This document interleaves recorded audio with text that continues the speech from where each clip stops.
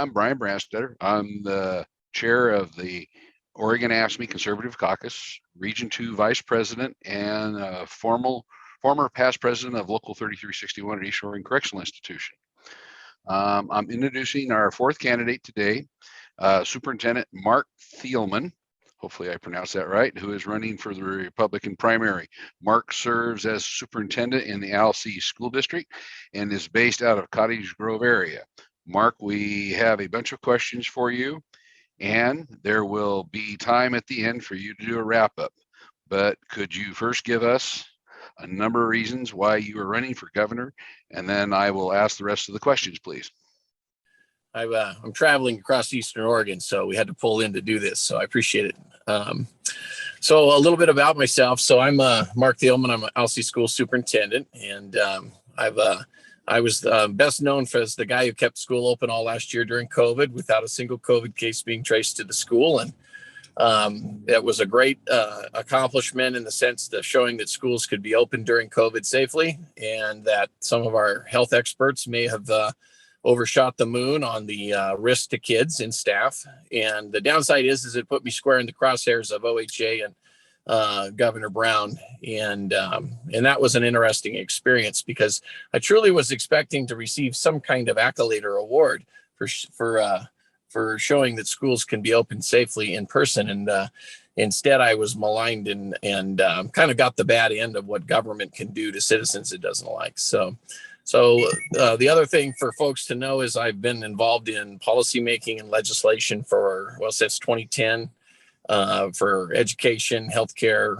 a few other incidental subjects, and worked with both parties, Democrats and Republicans. And in the last 5 years or 6 years, probably more with the Senate than members of the House. No offense. I think I saw our Rep. Drazen that was on, and I know she ran the House, and she probably would understand that there's a lot more squirrels on the House side. So I have limited time, but I was very successful at solving complex problems, and one of them was a viable solution to PERS, work after retirement, some of these other things. So that's a little bit about me. But after a couple of years of COVID crazy, I said we are being poorly led. And we really need to have a different style of leader, because I know you'll hear a lot about change, and a lot of folks on all sides of this, whether you're independent or whether it's progressive or Republican, are a lot of the same people, and I'm not. So it's a little bit of a new perspective, I think, that I hope that I can bring for people. And it's been going very well. I tell you, a tremendous amount of support on the campaign trail. And it's a real honor to be to be ranked in most of the Republicans as a viable top 5 candidate. And I'm the only one who has not raised $500,000 yet. So I take that as a badge of honor. And with that, I'll end there and be open for any questions. Alrighty, thank you very much. First off, other than former Secretary of State Dennis Richardson, Republicans have not had much success statewide in Oregon in recent years. What do you think the recipe for a Republican candidate to win in the state of Oregon? Oh, gosh, excellent. So I was worked with Dennis both when he ran as governor, and as governor, it was very interesting, the difference in the way he would receive advice, because he had hired outside consultant people, high power, high expense folks, a lot of whom cut their teeth outside of Oregon. And that's a mistake. You'll see, I see a lot of my fellow candidates doing the exact same thing. Oregon, I came from Washington State. I came to Oregon in 2005, fell in love with this state, don't ever want to live anywhere else. No matter how badly the progressives try to ruin it, this is an incredibly awesome state. And so if you're going to win in Oregon as a Republican, you have to be a couple of things. And you'll see that Dennis did this when he ran for Secretary of State. And he did it because he hired an local Oregon consulting team. And then my claim to fame is they would call me often. I wasn't on the team, but they would call me for my strategic or advice or verbiage. And my advice to Dennis at the time was, you have to be a conservative the whole time. You can't be Democrat or progressive light. You can't equivocate and say we're all going to reach across the aisle, because progressives don't honor reaching across the aisle. And I think Rep. Graysden experienced that recently, if I remember the newsreel. And the thing is, the fact that conservatives can get past the issues and reach out and see the common humanity in other candidates, that's always been our strength. But you have to understand that that can also become a weakness. So I'm a true conservative. That's why there's C in the name of my name. Mark is MARC, and C stands for conservative. And you have to be the same conservative in the general that you are in the primary. Newt Bueller made that mistake. And really speak to regular Oregonians. And it's not a Democrat Republican thing. That's the other advice that I gave to Dennis. And notice when he was Secretary of State, he didn't really say I'm a Republican. He said this is about right and wrong. This is about integrity in elections. This is about accountability in government with the Secretary of State's auditing. All of those were messages that most advisors would not have advised, but obviously it worked because Dennis was supported by all kinds of across the aisle people. Anyway, my assistant's bringing me some chow here, so sorry. It's all right. And so that's how we're going to win, and that's why my campaign is very much a winning campaign. I mean, it doesn't matter what the left is going to bring or throw. For me, this is about speaking to the people. And one of the advantages I have is schools being such an important issue right now. And I'm the chief petitioner for school choice initiative. The part about that is parents and grandparents are the largest voting bloc in Oregon. And those are the ones that tend to prefer me, even if they like other candidates. You'll see a trend. Oh, I like this person. Well, I don't like that person, but everyone likes Mark. Okay, thank you. We'll move on to the next one. How do you think you can bring together the very polarized people of the state of Oregon? Well, I kind of spoke to that. The thing is, this is a right and wrong thing. This isn't a Democrat versus Republican. And you have to really strike a chord with that when you're setting your policies. Democrats, the vast majority of reasonable ones, and most of my campaign team consists of what I would call recovering progressives. And the reason why they've been so effective at being a support for this campaign is they understand the ideology, the high ideals that a lot of progressive or Democrat voters really aspire to and for. The thing is, they're all getting tired of being lied to. And that's why this is how you bring the divide in. A governor in Oregon is supposed to represent 100% of Oregonians, whether they agree with them or not. So you have to listen, you have to be open, and then you have to have a message that speaks to the heart of parents, grandparents, speaks to the heart of hardworking Oregonians who are trying to get ahead, who would like to make enough money to go out to dinner and live life and not be harassed, overtaxed, and told that those aspirations are somehow bigoted, racist, or not collective enough. So that's how you do it. Thank you. What do you think of the recent walkouts in the legislature over the last few sessions? Well, the walkouts have been an incredibly effective tool, although albeit unpopular. The comedy of it is when Senator Bertschiger called me in just before they walked out the first time, he called me in and said, "We're going to be contacting you. We're walking out." And so they did. They emailed me, and when they were in Idaho or wherever they were. And it was interesting because that was the first time I realized that this was like a new territory. And I'll tell your group the same thing I told Senator Bertschiger and his assistant and the Senate Republicans that actually walked out, unlike Senator Knopp. I think he stayed behind. But as I told them, you guys, you just accessed your leverage. Now take it and trade. And the thing is, politics is about leverage.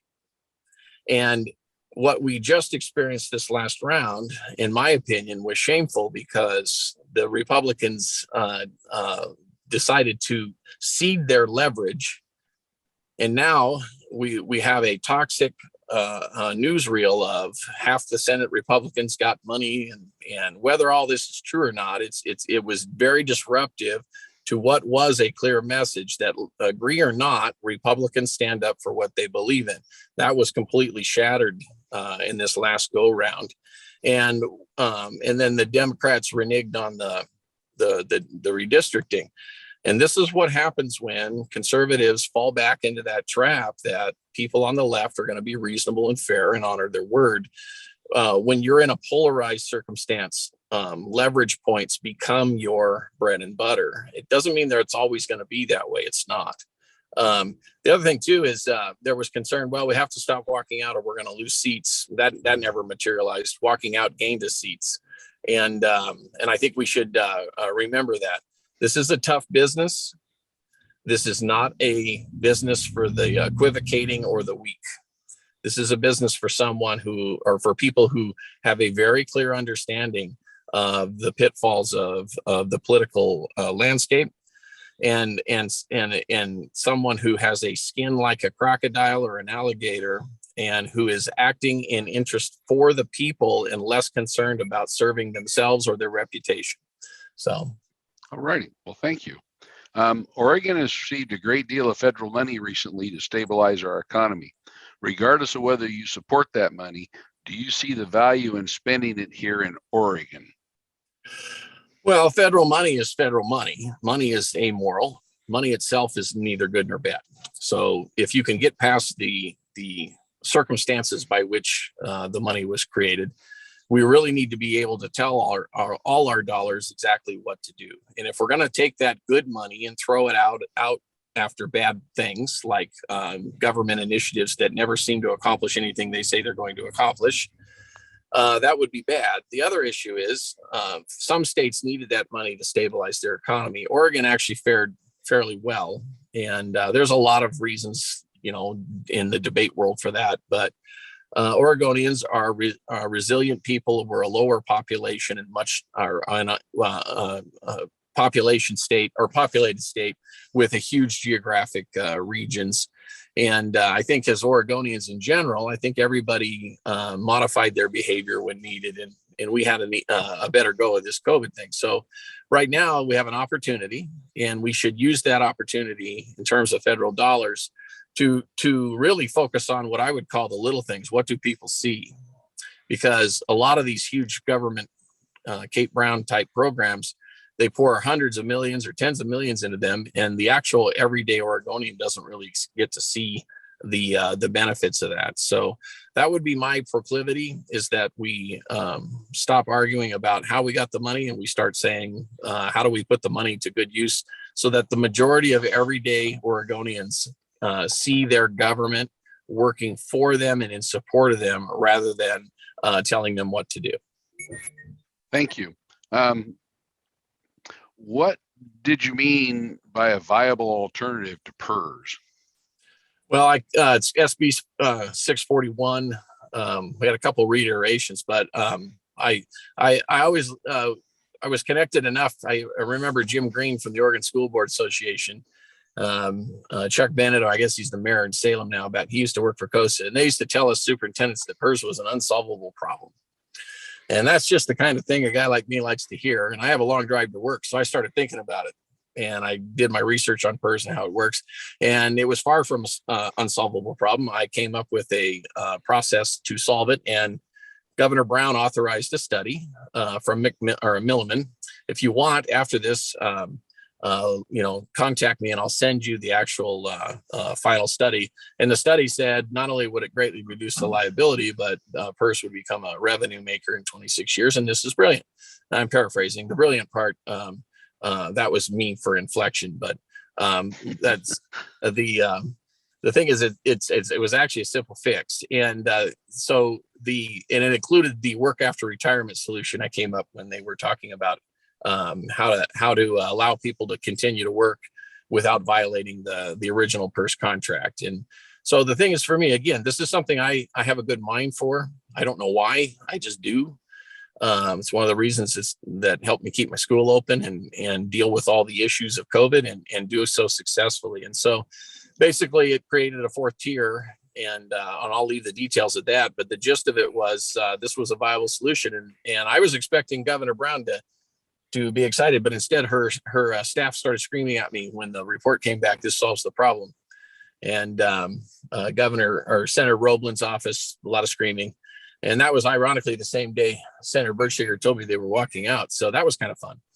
But the thing is, good ideas are not always received, but the solution is the solution. And when I'm governor, guess what we're going to solve? And let me give you an example. You don't need to raise taxes if you can lower the PERS percentage that public entities pay, which is right now near 30%. If you can lower that to 20, it's hundreds of millions of dollars that would be freed up to schools and Department of Transportation and police and safety and fire to do things other than just pay for past retirement debt. Thank you very much. Appreciate that. What solutions do you see to use to solve the workforce crisis we have in state governments? Because whether it's the hospitals or whether it's the Department of Corrections or the highway departments, we're dying on the vine for people having left with COVID and not being able to hire people to fill the vacancies that we have. Well, you have to stop dividing people first and foremost. I mean, the progressives nationwide, Joe Biden, Kate Brown, I used to joke, never got any traction. I'm not going to be a comedian, but I used to tell people, the progressives sit down with a serious problem, and then they look at it and they all panic and they all get upset. And then they literally look at each other and say, how do we make it worse? And that is exactly what these COVID vaccine mandates and restrictions have done. And see, progressives are very good. The vaccines were supposed to be about being responsible and protecting other people.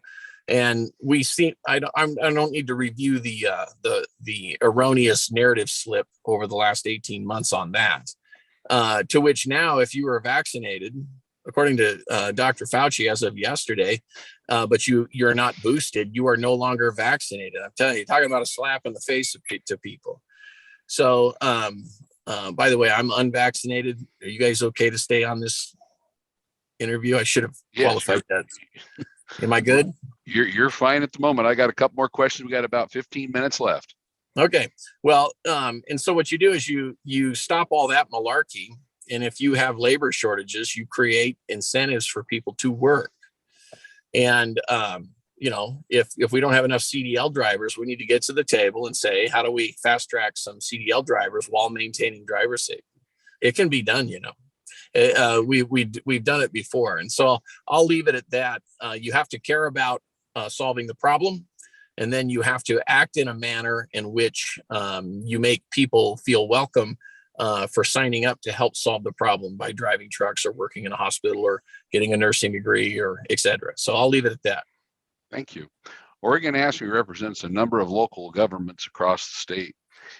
We know that the key to prosperous and healthy local government is having a strong economy. What will you do to support the local economic development, especially in some of our small and more rural communities?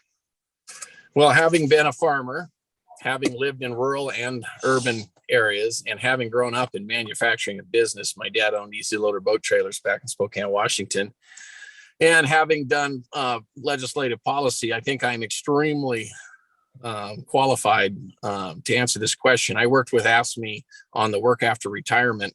It was a police officer because police officers not having the PERS restrictions was a huge problem for them working after retirement. And I did that work after retirement thing because the person from ASME asked me to help. How do we get officers so they can work in a college and keep people safe, or do another round of law enforcement without having the hour restrictions? And this is a fact. I said, well, because they were at a hearing asking for permission for an exception or whatever. And I said, hey, let me help you out. And work after retirement is a huge blessing for law enforcement folks, police, fire, and safety. And that's the kind of solution. I had no skin in the game other than have respect and value for our law enforcement and safety career people, because where would we be without them? Yep. All righty. We represent Oregon behavioral health workers on the front lines of care at the intersection of homelessness, addiction, and community services for the most vulnerable in our state. Many work at agencies that receive a lot of state funding, but staffing shortages, burnout, fatigue continue to be a major operational issue. Where do you see yourself in this as our next governor, and how do you plan to improve the outcomes for Oregonians? Well, you have to do a couple of things. First of all, most of our homeless population is imported. And then because of that importation of folks who have learned the art of living on the street and getting your needs met and getting signed up for benefits, a lot of things come with that aren't always healthy. And then this fentanyl issue, which is a absolute black eye for our immigration policy and our border policy. Well, it's washed into Oregon with the big bust in Jackson and Josephine counties. I mean, you got slave labor, you got people bringing in drugs, fentanyl, heroin, marijuana, and then on top of that, you have laws that decriminalized and took out all accountability for people for any leverage for folks like you're talking about. So what you've done is you've hyper-driven the problem, but you haven't invested in the folks that are there to serve these people and try to get them in a better lot. And then you get burnout, and that's great for progressives, because then they can say, see how awful and racist and bigoted our society is. But there's an externality of that callousness, and that is real people are dying in our homeless camps, and real caring social workers, government workers, nonprofit workers, they're working 24/7, and they're bearing the emotional burden of being overwhelmed. So we have to kick out the progressives, and then we'll have a very different approach under my administration for dealing with homelessness. And it starts with reinstituting some accountability and offering choices to people depending on their individual challenges, whether they're really down on their luck or whether they have a drug addiction or a mental health issue. We're going to address all of it squarely, and then we're going to run the resources to do that. You can import more than homeless people into your state.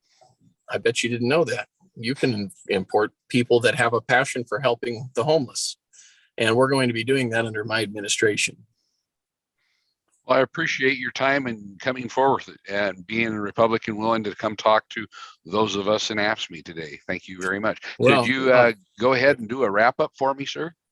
Well, just in terms of a wrap up. So, I'm a school superintendent who has spent 10 years poking the bear of progressives, and I've yet to be canceled.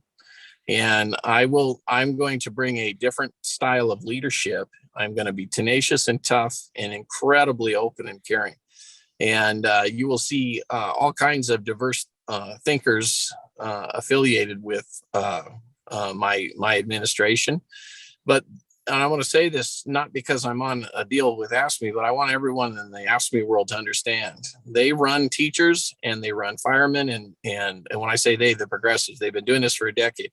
They run us out as moral leverage, and then they talk about how we're underfunded, and then they raise taxes and generate revenue, and then they don't give it to folks in AFSCME. And up until recently, we didn't get it in education, and then they divert it to healthcare because the feds match $3.50 to 1. And that's how they grow and inflate the state budget. That's how OHA has now grown to be 40% of our biennial budget. And they were created in 2015. You, as a generalized group, are not being well served, yet you're some of the most important service industries in society. And I want you to know, and I'm saying this flat or straight up, I have always had an awesome relationship with AFSCME lobbyists, AFSCME reps, when I was doing policy work. And I give you my word, I will make sure that AFSCME gets moved to the front of the line when it comes to resources that will have a direct positive impact on all of the issues in society that we're concerned about. This is not a Democrat or Republican thing. This is not a union versus non-union thing. This is called doing the right thing. And it's wonderful because I'm not going to lie to you. You get no value out of lying to people. You just tell them the truth. And if they don't like it, that's still a better relationship than them thinking you're telling half truths or giving misinformation. So I want to leave it with that. Thank God for you guys. Appreciate you having given me the opportunity to be on. It truly is an honor because I have so much respect for AFSCME as an organization and an entity. So thank you. Thank you for your time, sir. And you have a safe trip in your journeys around Eastern Oregon. Will Hopefully you do. get out around Pendleton. Hey, yeah, we'll be there soon. Anyway, hey, God bless you. Take care, everybody. God bless you as well. Have a good day. Mhm.